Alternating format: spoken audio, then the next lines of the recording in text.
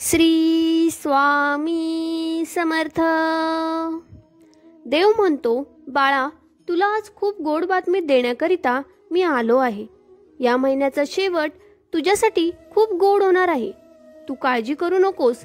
तुझ्यासाठी ईश्वर परमेश्वर स्वतः काहीतरी खूप मोठे आणि तुला प्रसन्न करणारे काहीतरी पाठवत आहेत. ते स्वीकारण्यासाठी तू तयार राहा.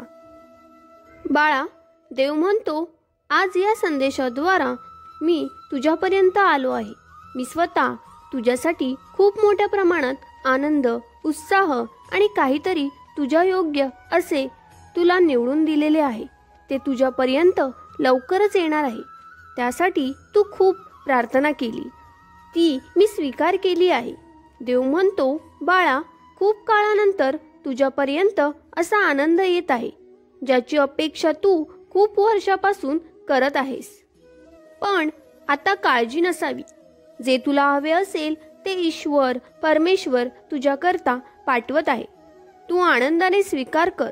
ज्याप्रमाणे मी हसतमुखाने तुझे स्वागत करायला आलो आहे, तुला अभिनंदन करायला आलो आहे, तूही ते स्वीकार कर.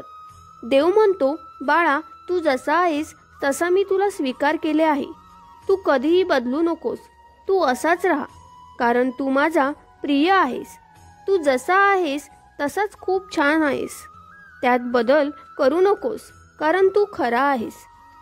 माझी भक्ती, तुझी माझ्यावर असलेली श्रद्धा अशीच कायम राहू देत.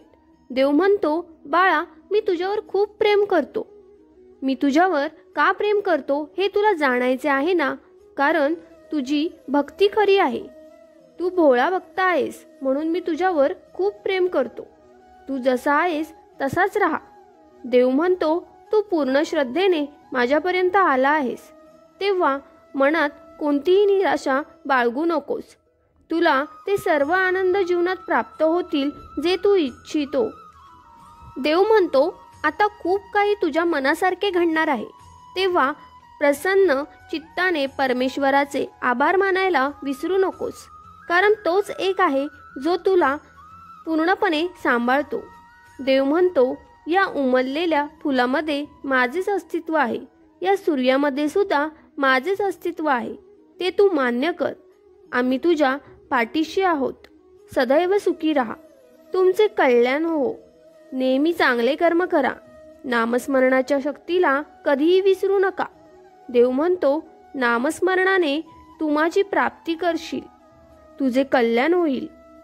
श्री स्वामी समर्थ.